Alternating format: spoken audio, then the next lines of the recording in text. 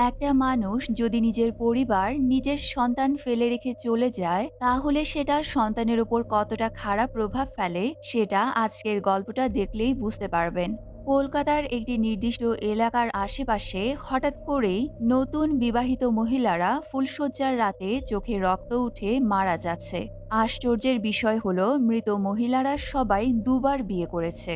Police প্রথমে অলসতা করে কেসটা সুইসাইড বলে চালিয়ে দিতে চাইলেও চিত্রা বসু নামের একজন সাহসী এসআই কেসের তদন্ত করে বুঝতে পারে এগুলো কোনো সাধারণ মৃত্যু নয়। কেউ একজন খুব কৌশলে একের পর এক খুন করেই চলেছে। মৃতদেহে পাওয়া যাচ্ছে এক বিশেষ প্রকারের বিষ, কিন্তু আশেপাশের কোথাও বিষের চিহ্ন পর্যন্ত নেই। মহিলারা কিভাবে খুন হচ্ছে বা কেই খুনগুলো করছে তার কোনো প্রমাণই পাওয়া যাচ্ছে না। তাই খুনিকে ধরতে এসআই চিত্রা বসু একটা নতুন চাল চালে, কিন্তু সেই চালে সে নিজেই জড়িয়ে যায়। তার পরিবারের উপরেই নেমে আসে ভয়ঙ্কর বিপদ। চিত্রা কি সত্যি তার পরিবারকে বাঁচিয়ে এই রহস্যময় খুনিকে খুঁজে বের করতে পারবে, নাকি অন্যকে বাঁচাতে গিয়ে সে নিজেই শিকার হয়ে যাবে? খুনি কেনই বা বেছে বেছে শুধু দ্বিতীয় বিয়ে করা মহিলাদেরকেই খুন করছে? এই সব রহস্যময় প্রশ্নের উত্তর পেতে আজকের ভিডিওটির সাথেই থাকবেন। তো হ্যালো বন্ধুরা, আজ এক্সপ্লেন করছি একটি বাংলা সাইকো থ্রিলার সিরিজ যার নাম বীরাঙ্গনা। তাহলে শুরু করছি আজকের এক্সপ্লেনেশন।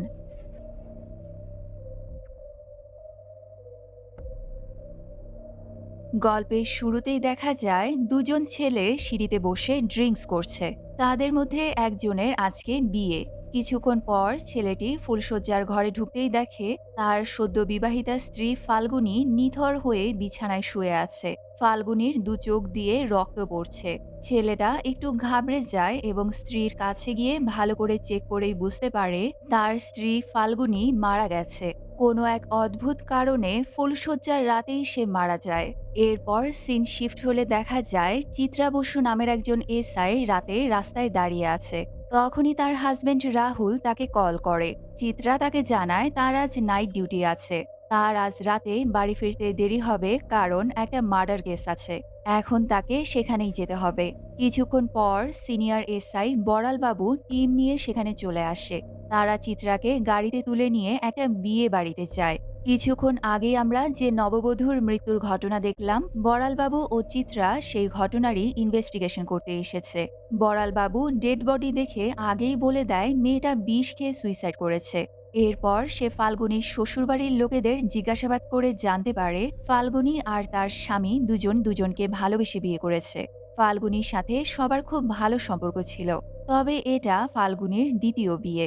আগের ঘরে তার একটা সন্তানও আছে। এটা শুনেই বড়ালবাবু ধারণা করে যেহেতু এটা ফাল্গুনীর দ্বিতীয় বিয়ে, তাই হয়তো সে লজ্জায় আর অপমানে সুইসাইড করেছে। তবে চিত্রা এই কথার বিরোধিতা করে বলে দ্বিতীয় বিয়ে মানে তো আর খুন করা নয় যে অপরাধ বোধে সুইসাইড করতে হবে। কিন্তু বড়ালবাবু জুনিয়রের মুখে এমন কথা শুনে অনেক রেগে যায় এবং সে চিত্রাকে গাড়িতে পাঠিয়ে দেয়। এরপর বড়ালবাবু ফাল্গুনীর শ্বশুরকে বলে, যদি এখন ফরেনসিক ডাকি তাহলে আপনাদের মিডিয়া, কেচ্ছা কেলেঙ্কারি আরো কত কিছু সামলাতে হবে। তাহলে কি এখন ওসব করবেন, নাকি এই ঘটনাটা এখানেই শেষ করে দেব? এত সব ঝামেলার কথা শুনে ফাল্গুনীর শ্বশুর কেসটা এখানেই শেষ করতে বলে। তাই বড়ালবাবুও ইনভেস্টিগেশন থেকে বেঁচে গিয়ে কেসটাকে আত্মহত্যা বলে চালিয়ে দেয়। পরের দিন সে থানায় এসে চিত্রাকে অনেক কথা শুনিয়ে বলে, তোমাকে না নিষেধ করেছি আমার কথার উপর কোনো কথা বলবে না? মেয়েটা তো সুইসাইড করেছে। তুমি শুধু শুধু কেন এত প্রশ্ন করছিলে? চিত্রা বলে, ফাল্গুনী সুইসাইড কেন করবে? দ্বিতীয়বার বিয়ে করা মানে তো লজ্জার কিছু নয়। তখন বড়ালবাবু মুখ ভেঙচি দিয়ে বলে, সবাই তো আর তোমার মায়ের মতো বেহায়া হয় না যে স্বামী সন্তান রেখে অন্য লোকের হাত ধরে পালিয়ে যাবে। তোমার বাবা আর আমি একসাথেই চাকরি করেছি। আমি দেখেছিলাম তোমার বাবার কি অবস্থা হয়েছিল। বাবার জন্যই তো চাকরিটা পেয়েছো। বাবার মতো সারাদিন ডিউটি ডিউটি না করে মন দিয়ে সংসার করো, নয়তো দেখবে তোমার মায়ের মতো তোমার বড় পালিয়ে গেছে। এবার আমরা চিত্রার ছোটবেলার একটা দৃশ্য দেখতে পাই। সবার মা এসে সন্তানদের স্কুল থেকে বাড়ি নিয়ে গেলেও চিত্রার মা আর সেদিন আসে না। কিছুক্ষণ পর চিত্রার বাবা এসে জানায়, আজ থেকে আমি তোমাকে নিতে আসবো। তোমার মা আর কোনোদিনও আসবে না। তখন থেকে চিত্রার বাবাই তাকে ও তার ছোট বোনকে বড় করেছে। চিত্রার বাবাও একজন পুলিশ অফিসার ছিল, তবে বর্তমানে সে অবসরে আছে। যাই হোক, বড়ালবাবু চিত্রাকে ফাল্গুনের সুইসাইড কেসের রিপোর্ট বানাতে বলে। চিত্রা বলে, পোস্টমর্টেম পর্যন্ত অপেক্ষা করি স্যার। কিন্তু বড়ালবাবু বলে, তোমার কিছু মনে হওয়া না হওয়াতে আমার কিছুই আসে যায় না। আমি অর্ডার করেছি, তুমি চুপচাপ সেটা ফলো করো। বাধ্য হয়ে চিত্রাকে তাই করতে হয়। এবার আমরা চিরায়ু নামের একটা ছেলেকে দেখতে পাই। সে একটা ফুলের দোকান চালায়। বিভিন্ন বিয়ের অনুষ্ঠান সহ নানান জায়গায় সে ফুলের ডেকোরেশন করে থাকে। বর্তমান বাড়িটায় সে ২ বছর ধরে ভাড়া থাকে। একদিন বাড়ির মালিক ভাড়ার জন্য এলে চিরায়ু তাকে খামে ভরে টাকা দেয়, যে ব্যাপারটা বাড়ির মালিকের বেশ পছন্দ হয়। চিরায়ু খুবই হাসি খুশি একটা ছেলে। আশেপাশে সবাইকে কাজে অনেক সাহায্য করে। তাই সবাই চিরায়ুকে খুবই পছন্দ করে। এরপর আমরা চিত্রার পুরো পরিবারকে দেখতে পাই। চিত্রা বাড়ি ফিরলে জানা যায় আজ চিত্রা ও রাহুলের বিবাহ বার্ষিকী। তাই বাড়ির সবাই মিলে খাওয়া দাওয়ার আয়োজন করেছে। চিত্রা সবাইকে ফাল্গুনের কেসটা নিয়ে সব খুলে বলে। এটা শুনে তাদের বাড়ির কাজের মেয়ে বলে, এমন ঘটনা এর আগেও শুনেছি। ফুলশয্যার রাতেই ওই বউটা মারা গিয়েছিল। ৭ মাস আগে আমাদের বাড়ির পাশের এক বাড়িতে বিয়ে হচ্ছিল। মেয়েটার নাম ছিল তানিয়া। মেয়েটার আগেও একবার বিয়ে হয়েছিল। সেই ঘরে সন্তানও আছে। কিন্তু মেয়েটি বিয়ের ফুলশয্যার রাতেই মারা যায়। এই কথাটা চিত্রার মাথায় আটকে যায়। সে ভাবতে থাকে, ৭ মাস আগেও যদি এমনই ঘটনা ঘটে থাকে, তাহলে এর পেছনে নিশ্চয়ই কোনো না কোনো রহস্য রয়েছে। পরের দিন চিত্রা তানিয়ার কেসের ব্যাপারে জানার জন্য বাসারপুর থানায় যায়। চিত্রা সেখানকার ডিউটি অফিসারের কাছে তানিয়ার কেসের ইনফরমেশন জানতে চাইলে অফিসার কোনো ইনফরমেশন তো দেয়ই না, উল্টো বড়ালবাবুকে কল করে সব বলে দেয়। চিত্রা বাসারপুর থানায় গেছে জানতে পেরে বড়ালবাবু খুবই রেগে যায়। সে ফোনে চিত্রার সাথে খুব রাগারাগি করতে থাকে। চিত্রা বলে, ৭ মাস আগে তানিয়া নামের একটা মেয়ে একইভাবে মারা গেছে। দুটো কেসের প্যাটার্ন একদম একই রকম স্যার। কিন্তু বড়াল বলে, তুমি আমার অনুমতি ছাড়া ওখানে কেন গেছো? তোমার তো সাহস কম নয়। চিত্রা খুবই অপমানিত হয়ে সেখান থেকে চলে আসে। পরের দৃশ্যে আমরা চিরায়ুকে দেখতে পাই। তার ফুলের দোকান থেকে শুভঙ্কর নামের একজন ছেলে প্রায়ই তার প্রিয় মানুষের জন্য ফুল কিনে নিয়ে যায়। এদিকে চিত্রা কোনোভাবেই মানতে পারছে না যে ফাল্গুনী সুইসাইড করেছে। তার ধারণা এটা একটা মার্ডার কেস। দূর থেকে চিত্রার কথা শুনতে পেরে অন্য একজন পুলিশ কনস্টেবল কথাটা সাংবাদিকদের কাছে লিক করে দেয়। তাই পরের দিনই খবরের কাগজে ছাপানো হয়, নববধূর রহস্যজনক মৃত্যু নিয়ে এসআই চিত্রা বসু বলেছে এটা আত্মহত্যা নয়, বরং খুনের ঘটনা। এই বিষয়টা মুহূর্তের মধ্যে পুরো শহরে ছড়িয়ে পড়লে সবাই বিষয়টা নিয়ে গভীরভাবে আলোচনা করতে থাকে। পরের দিন চিত্রা থানায় এসে দেখতে পায় থানায় পুলিশ কমিশনার এসেছে। কমিশনার জানতে চায় চিত্রা কেন এই মৃত্যু নিয়ে সন্দেহ করছে। চিত্রা কমিশনারকে বলে, ৭ মাস আগেও তানিয়ার সাথে ঠিক একই ঘটনা ঘটেছে, আর দুটো মৃত্যুর প্যাটার্নও একই। এই জন্যই আমি সন্দেহ করছি যে দুটো মার্ডার কেস। কিন্তু কমিশনার তার এমন মনগড়া সন্দেহ নিয়ে চিত্রার উপর ভীষণ ক্ষেপে যায় এবং সে চিত্রাকে সাসপেন্ড করে দেয়।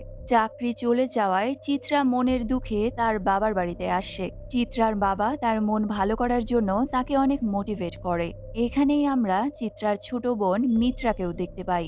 মিত্রার একটা ছোট ছেলে আছে, তবে তার সংসারে এখন ঝামেলা চলছে বলে চিত্রা তার বাবার সাথেই থাকে। অন্যদিকে রাত গভীর হতে চিরায়ু অনেক পুরনো একটা পরিত্যক্ত বাড়িতে যায়। বাড়িটার নাম ছিল পিছুটাক। বাড়িতে ঢোকার আগে চিরায়ু একবার পেছনে ফিরে দেখে নেয় তাকে কেউ ফলো করছে কিনা। এরপর সে চুপচাপ বাড়িটার ভেতরে ঢোকে। পরের দিন নিউজটা ছড়িয়ে পড়ার পর একটা নিউজ চ্যানেল বড়ালের ইন্টারভিউ নেয়। ইন্টারভিউতে বড়ালবাবু বলে, জুনিয়র অফিসার ইমোশনাল হয়ে উল্টোপাল্টা কথা বলে ফেলেছে, তাই তাকে সাসপেন্ডও করা হয়েছে। এদিকে সেই সময় চিরায়ুও নিউজটা দেখছিল। সে তখন বাগানে একটা গর্ত খুঁড়ছিল। চিরায়ুর চরিত্রটা বেশ রহস্যজনক। সাধারণ ফুল বিক্রেতা হলেও তার কাজকর্মগুলো খুবই সন্দেহজনক। সবসময় কিছু একটা গোপন করার চেষ্টা করে সে। এইদিকে চিত্রা সাসপেন্ড হয়ে একেবারেই ভেঙে পড়েছে। একদিন স্বামী রাহুল তার মাথায় তেল দিয়ে দেয় আর চিত্রার মন ভালো করার চেষ্টা করে। তারা যখন কথা বলছে তখনই চিত্রা জানতে পারে তার বস বড়ালবাবু তাকে ডাকতে বাড়িতে এসেছে। চিত্রা বসের সাথে দেখা করার জন্য বাইরে আসতেই বড়ালবাবু তাকে এখনই এই অবস্থাতেই বের হতে বলে। চিত্রা বসের কথা মতো গাড়িতে উঠতেই দেখে সেখানে পুলিশ কমিশনারও বসে আছে। সে গাড়িতে উঠে বসলে কমিশনার তার কাছে এই কেস সম্পর্কে তার কি মনে হয় সেটা জানতে চায়। তখন চিত্রা বলে ফাল্গুনী ও তানিয়া দুজনেরই নতুন বিয়ে হয়েছে, দুজনেই ফুলশয্যার রাতে মারা গেছে, দুজনেরই এটা দ্বিতীয় বিয়ে ছিল এবং দুজনেরই বাচ্চা আছে, এমনকি দুজনের সুইসাইড করার পদ্ধতিটাও একই। সব শুনে কমিশনার জিজ্ঞেস করে, তাহলে এবার আমাদের কি করা উচিত? চিত্রা বলে, আমার মনে হয় এমন ঘটনা আরও ঘটতে পারে। চিত্রার এই কথাগুলো শুনে কমিশনার অনেক খুশি হয়, কারণ অলরেডি এমন একটা ঘটনা ঘটে গেছে। তারা এখন সেই মার্ডার স্পটেই যাচ্ছে। সেখানে একইভাবে শ্রেয়া নামের আরও একজন নববধূর রহস্যজনক মৃত্যু হয়েছে। সেও ফাল্গুনী ও তানিয়ার মতোই ফুলশয্যার রাতে মারা গেছে। কমিশনার এবং চিত্রা ওয়াশরুমে গিয়ে দেখে শ্রেয়ার নিথর দেহ বাথটাবে ভেসে আছে। তার চোখ দিয়ে রক্ত ঝরছে, যেমনটা ফাল্গুনীর সাথেও হয়েছিল। সব দেখে কমিশনার এবং চিত্রা দুজনেই কনফার্ম হয় প্ল্যান করে কোনো সিরিয়াল কিলার মার্ডার করেছে। অন্যদিকে একই সময় চিরায়ু তার বাগানে রাখা একটা বাথটাবে শুয়ে ফিল করছিল পানিতে ডুবে মারা গেলে কেমন লাগে। এখানে ফ্ল্যাশব্যাকে চিরায়ুর ছোটবেলার একটা ঘটনা দেখানো হয়। চিরায়ু যখন অনেক ছোট ছিল, তখন একদিন তার মা রাগ করে বাড়ি থেকে চলে যায়। চিরায়ুর বাবা তাকে অনেক আটকানোর চেষ্টা করে, কিন্তু মা কোনো কথাই শোনে না। চিরায়ু আর তার বড় ভাই অসহায় দৃষ্টিতে মায়ের চলে যাওয়ার দিকেই তাকিয়ে থাকে। ওই সময় ওরা এতই ছোট ছিল যে এসব ব্যাপারে বোঝার ক্ষমতা না থাকলেও এতটুকু বুঝতে পেরেছিল যে তাদের মা তাদেরকে ছেড়ে দূরে কোথাও চলে যাচ্ছে। বর্তমানে চিরায়ু একটা নতুন কাজের অর্ডার পেয়েছে। পুরো বিয়ে বাড়ি ফুল দিয়ে সাজিয়ে দিচ্ছে সে। বিয়ের কোণে তখন হাতে মেহেদি পড়ছিল। ওই সময় কনের মেয়ে এসে তাকে বলে, তোমার বিয়ে হয়ে গেলে তুমি কি আমাকে আগের মতোই ভালোবাসবে মা? কনে বলে, অবশ্যই বাসবো। আমার বিয়ে হলেও আমি সবসময় তোমাকেই সবথেকে বেশি ভালোবাসবো। চিরায়ু মা মেয়ের কথাগুলো শুনে ফেলে। সব শুনে তার ছোট মেয়েটার জন্য খুবই মায়া হয়।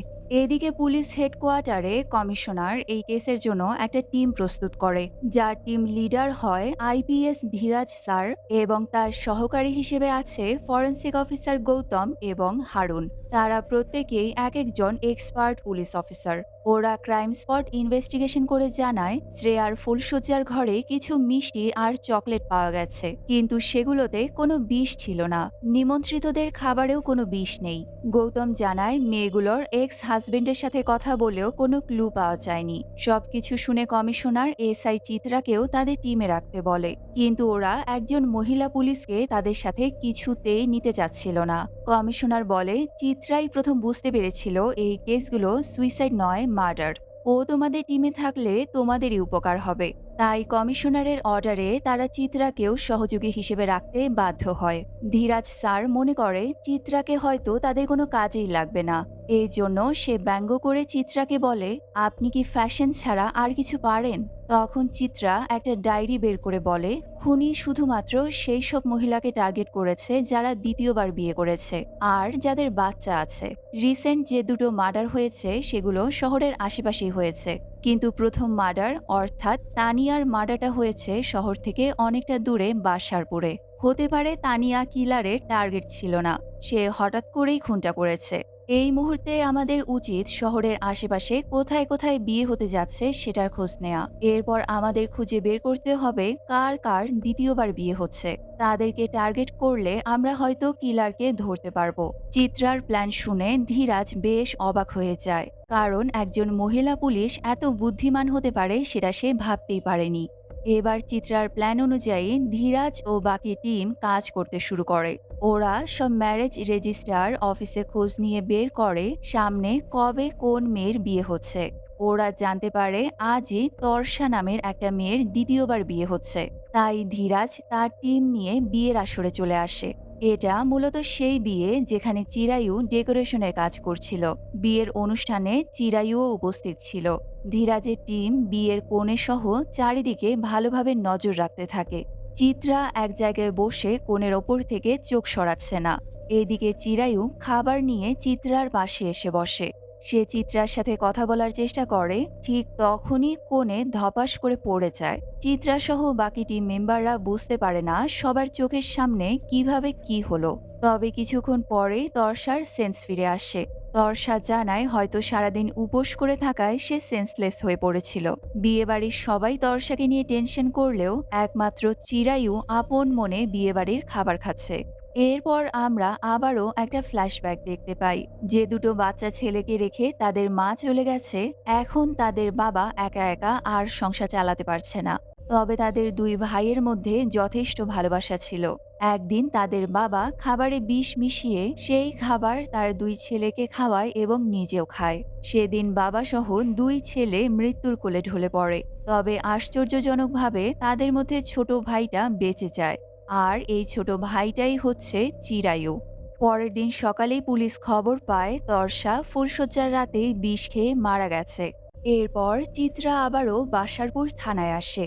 আগেরবার চিত্রা যখন তানিয়ার ফাইল খুঁজতে এসেছিল, তখন অফিসার তাকে অপমান করে তাড়িয়ে দিয়েছিল। তবে এখন চিত্রা যেহেতু এই কেসটা তদন্তের দায়িত্ব পেয়েছে, তাই অফিসার তাকে ফাইল দিতে বাধ্য হয়। চিত্রা সেই ফাইল নিয়ে সরাসরি চলে আসে তানিয়ার বাড়িতে। তানিয়ার বাবা মার সাথে কথা বলে জানা যায়, তানিয়া একটা অনাথ আশ্রমে চাকরি করত, কিন্তু তার স্বামী ছিল একটা মাতাল। তাদের সংসারে তিস্তা নামের একটা মেয়েও আছে। তবে তানিয়া সেই সংসারটা কোনোভাবেই চালাতে পারছিল না। তাই সে স্বামীকে ডিভোর্স দিয়ে নতুনভাবে সংসার করতে চেয়েছিল।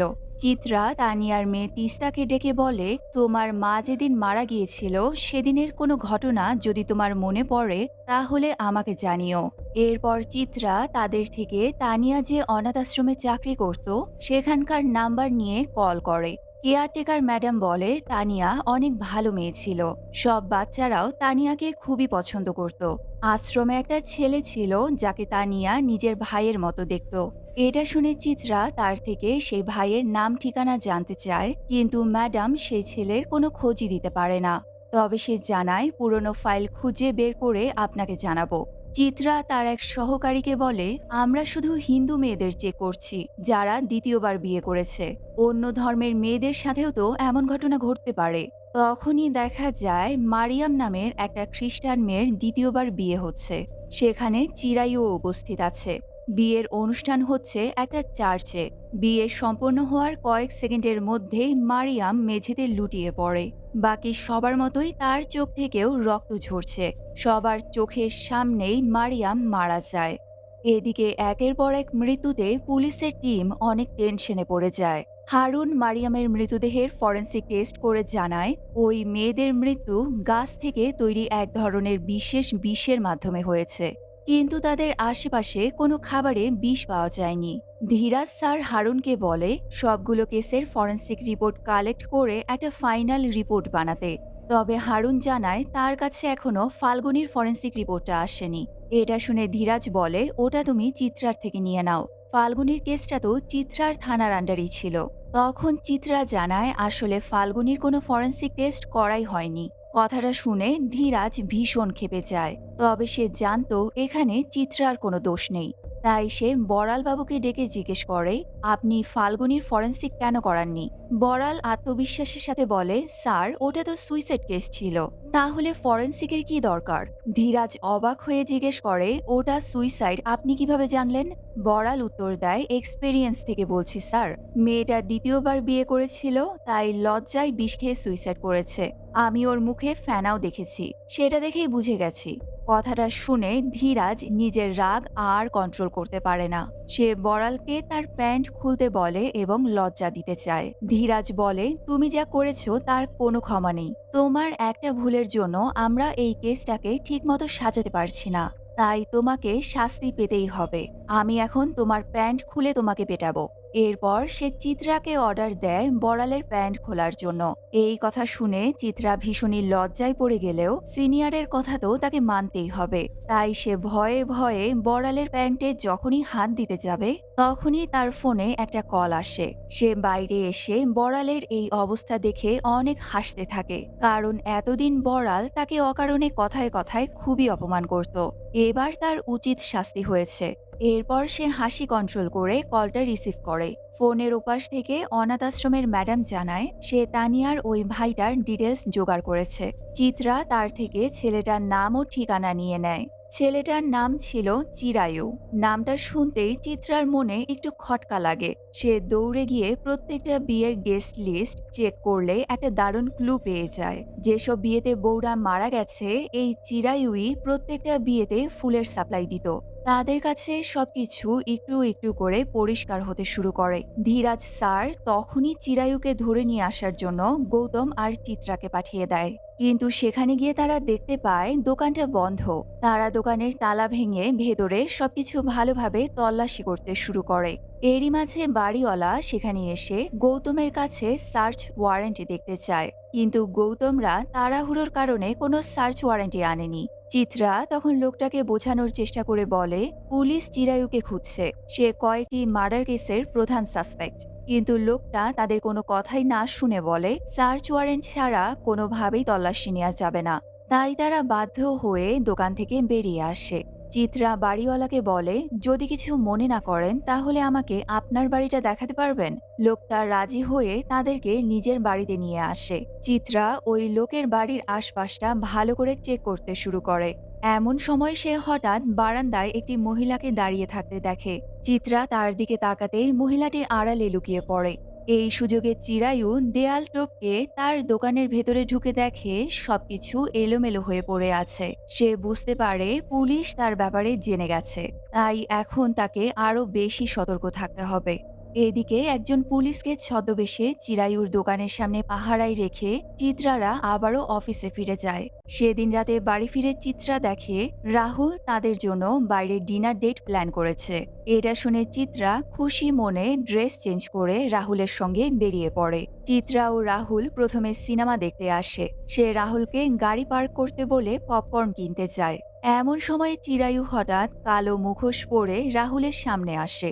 রাহুল কিছু বুঝে ওঠার আগেই চিরায়ু তার উপর আক্রমণ করে। এমন সময় সেখানে চিত্রাও চলে আসে। এবার শুরু হয় চিত্রা ও চিরায়ুর মধ্যে তুমুল মারামারি।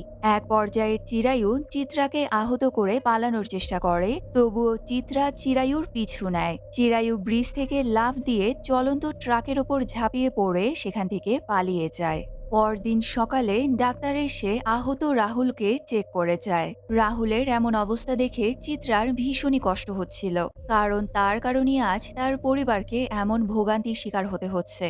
চিত্রা মনে মনে রাগ চেপে আবারও কাজে ফিরে আসে। সে চিরায়ুর ফেসবুক প্রোফাইল থেকে তার একটা ছবি খুঁজে বের করে। ছবিটা দেখেই তার সেদিনের বিয়ে বাড়ির কথা মনে পড়ে যায়, যেখানে সে চিরায়ুকেও দেখেছিল।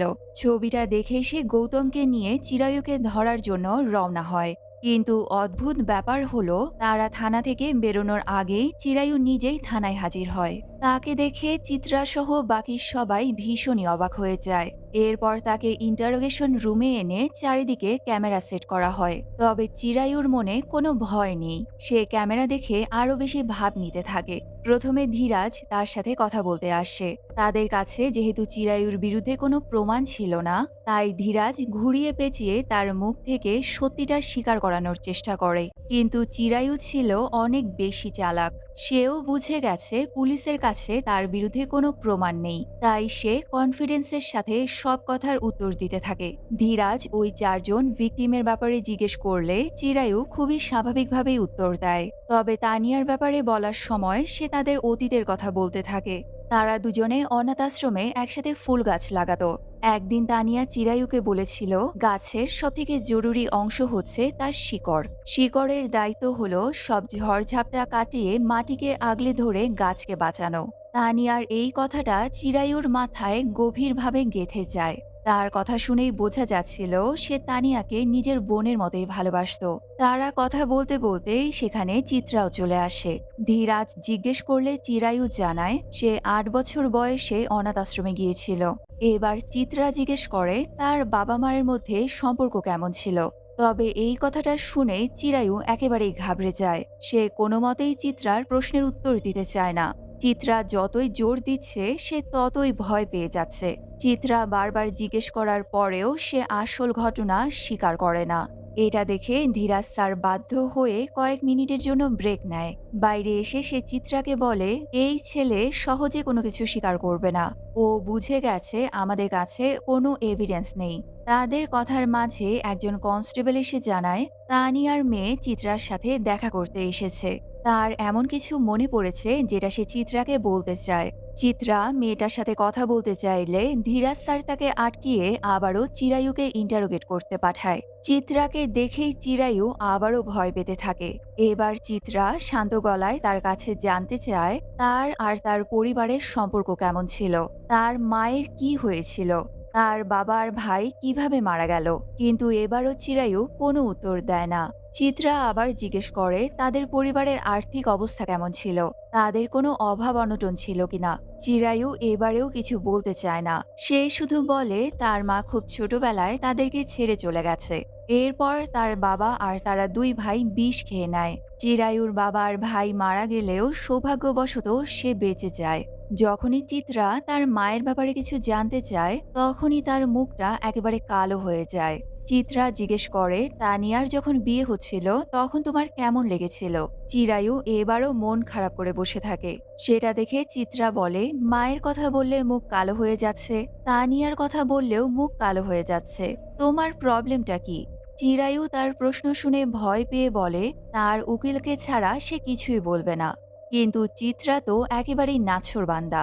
চিরায়ু ভয় পেয়ে পানি খেতে চাইলে চিত্রা তার পাশে থাকা পানির বোতলটা এগিয়ে দিয়ে কিছু একটা ভাবতে শুরু করে।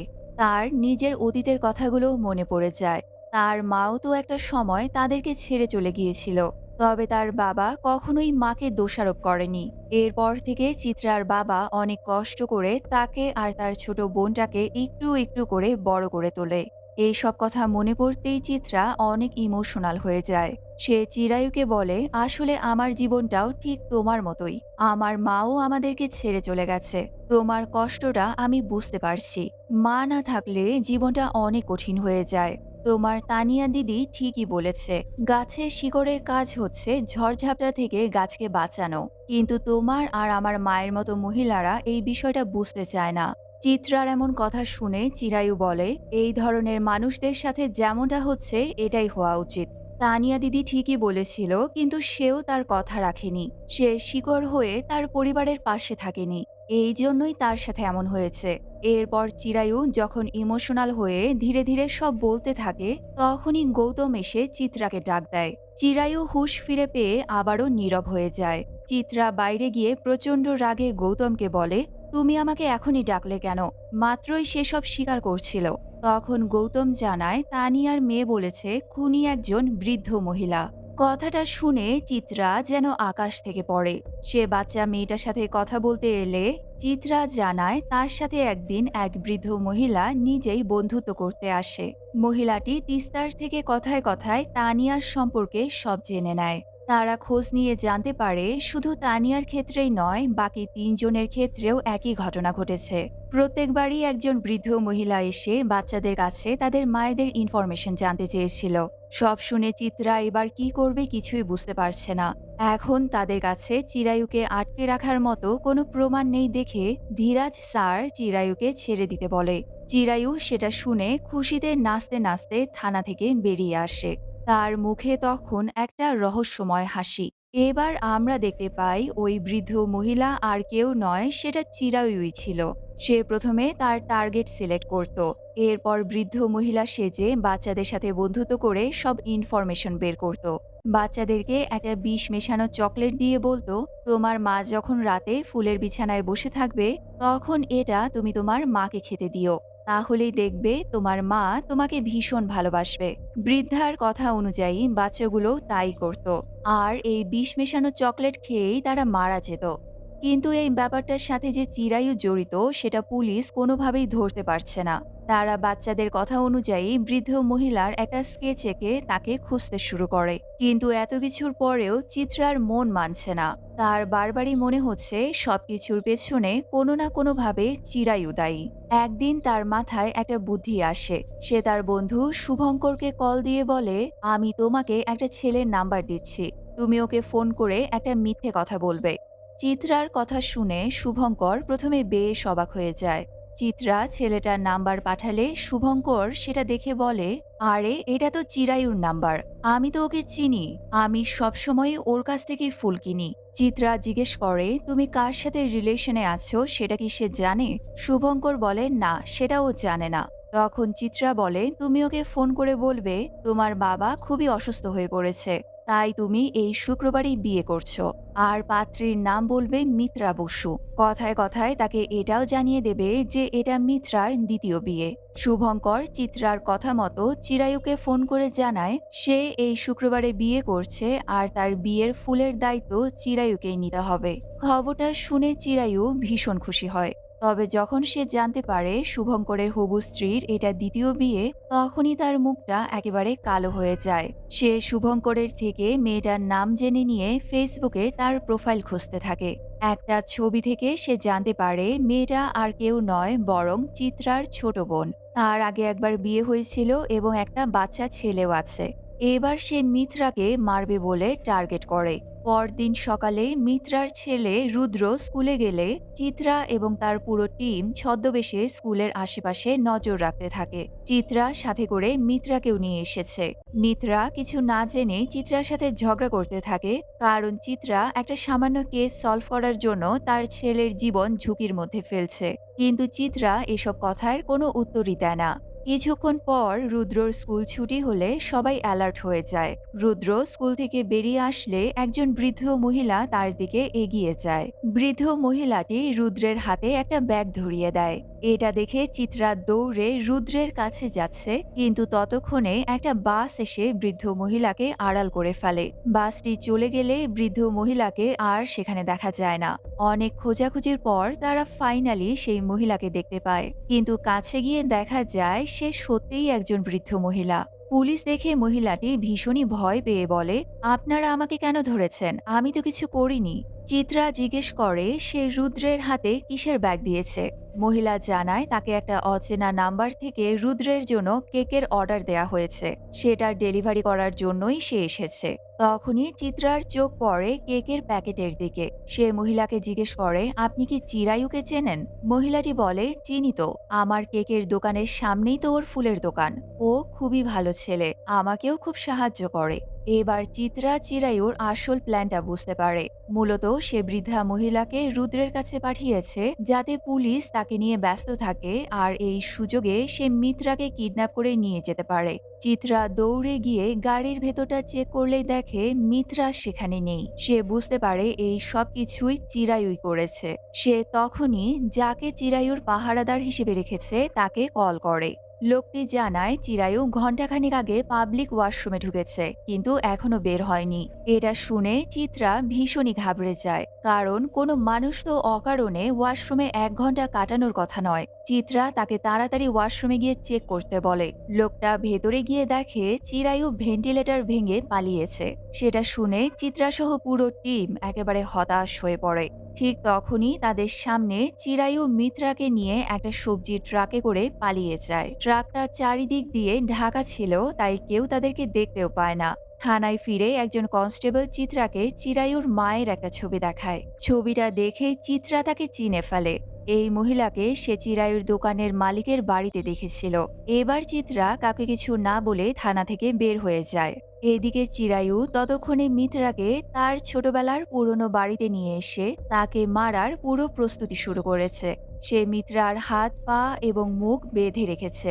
মিত্রা ইশারায় চিরায়ুকে তাকে ছেড়ে দেওয়ার জন্য অনেক রিকোয়েস্ট করে, কিন্তু চিরায়ু সেসবে পাত্তা না দিয়ে মিত্রার মুখে চন্দন দিয়ে অনেক সুন্দর করে সাজায়। সে বলে, একটা বাচ্চার মা হয়েও প্রেম করতে তোমার ভয় করেনি? তুমি জানো না মায়েরা নিজেদের সন্তানকে ছাড়া আর কাউকেই ভালোবাসতে পারে না?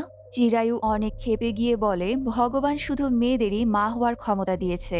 তুমি তো একটা প্রাণ সৃষ্টি করেছ, সেটার দায়িত্ব বোঝো, কিন্তু তোমরা সেটা কখনোই বোঝো না। তোমরা এত স্বার্থপর যে তোমাদের থেকে কুকুর বেড়ালো অনেক ভালো। এসব বলে চিরায়ু মিত্রাকে মেরে ফেলার জন্য তাকে বিষ মেশানো একটা চকলেট খেতে বলে। ঠিক তখনই সেখানে চিরায়ুর মা এসে তাকে শান্ত হতে বলে। তবে চিরায়ু তার মাকে দেখে খুবই হাইপার হয়ে একটা চাকু দিয়ে নিজেকে বাঁচাতে চায় আর বলে, তুমি তো নোংরা, তুমি এখানে কেন এসেছো? তোমাকে কে নিয়ে এসেছে? এখানে ফ্ল্যাশব্যাকে দেখা যায় চিত্রা চিরায়ুর মায়ের সাথে দেখা করতে আসে। তার থেকে চিত্রা চিরায়ুর জীবনে সব ঘটনা জানতে পারে। এরপর চিত্রা চিরায়ুর মাকে অনুরোধ করে এখানে নিয়ে এসেছে। মা চিরায়ুকে বলে, আমি তো কখনো তোমার ক্ষতি চাইনি, তুমি আমাকে কেন এত ঘৃণা করো? চিরায়ু বলে, বাবা বলেছে তুমি খুবই খারাপ মানুষ, তোমার কারণে বাবা আর দাদা সুইসাইড করেছে। তার মা কাঁদতে কাঁদতে বলে, তোমার বাবা তোমাকে মিথ্যে কথা বলেছে, তোমার বাবা মোটেই ভালো মানুষ ছিল না, সে প্রতিদিন মদ খেয়ে এসে আমাকে খুব মারধর করত। তোমরা অনেক ছোট ছিলে তাই তোমাদেরকে বুঝতে দেইনি। সে চাকরি ছাড়ার পর সংসারে অনেক অভাব অনটন দেখা দেয়। একদিকে অভাব, অন্যদিকে তোমার বাবার অত্যাচার, সবকিছু সহ্য করতে না পেরে আমি বাড়ি থেকে চলে আসি। কিন্তু চিরায়ু মায়ের কোনো কথাই বিশ্বাস না করে বলে, তুমি মিথ্যে বলছো। তখন মা বলে, আমি মিথ্যে বলছি না, আমি তোমাদের ফেলে যেতে চাইনি, ভেবেছিলাম বাড়ি থেকে পালিয়ে পরবর্তীতে পুলিশ প্রোটেকশন দিয়ে তোমাদেরকে আমার কাছে নিয়ে আসব। কিন্তু তোমাদের আনতে যাওয়ার আগেই জানতে পারি তোমার বাবা তোমাদের বিষ খাইয়ে মেরে ফেলেছে। এই কথা শুনে আমি সাথে সাথেই সেন্সলেস হয়ে যাই। বেশ কিছুদিন পর জ্ঞান ফিরলে আমি খবর পাই তুমি বেঁচে আছো।